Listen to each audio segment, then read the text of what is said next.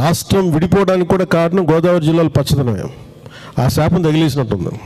ఈరోజు గోదావరి జిల్లాలో మొత్తం కొబ్బరి చెట్లతోటి, తెలంగాణ నాయకులంతా అంటారు కొబ్బరి చెట్లతో చాలా ఆనందంగా ఉంటుంది, మీరు ఏమంటుందని పచ్చదనంతో చాలా బాగుంటుందండి. ఈరోజు కొబ్బరి చెట్లకు ముండలు కూడా లేవు, అంత దిష్టి తగిలింది కోనసీమకి.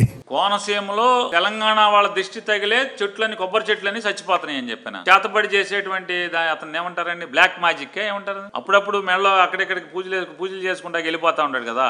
ఆ మోడల్లో మాంత్రికుడు హోదాలా అన్నాడా, ఈ రాష్ట్రానికి ఉప ముఖ్యమంత్రి హోదాలా అన్నాడా? ఈ రాష్ట్రానికి ఉప ముఖ్యమంత్రి అయితే కనుక వెంటనే భారతదేశంలో ఉన్నటువంటి కేరళ నుంచో ఎక్కడి నుంచో సైంటిస్టులని ఇక్కడ లేకపోతే కనుక కేరళ రాష్ట్రం నుంచి అయినా సరే సైంటిస్టులను తీసుకొచ్చి ఆ చెట్లకు వచ్చినటువంటి వ్యాధి ఏంటో పరిశోధన చేయించి దానికి విరుగుడికి మందు కనుక్కుని ఆ చెట్లని బతికించాలి. తద్వారా రైతులు చచ్చిపోకుండా జీవం పోయాలి, చెట్టుకి పోయాలి, కోనసీమ రైతుకి పోయాల్సింది పోయి చేతపడి నేర్చినటువంటి మాంత్రికుల్లాగా ఆడి దిష్టి తగిలింది, ఈడి దిష్టి తగిలింది, దిష్టిలు తగులుతాయా? నిజంగా దిష్టే తగిలితే మీ ముగ్గురు విమానాలు ఎక్కి జనం సొమ్ముతో విమానాలు ఎక్కి లేదా హెలికాప్టర్లు ఎక్కి తిరుగుతున్న దానికి ఆ దిష్టికే మీరు పడిపోవాలి. కొబ్బరి చెట్లు ఎందుకు పడతాయి దిష్టి అనేది ఉంటే?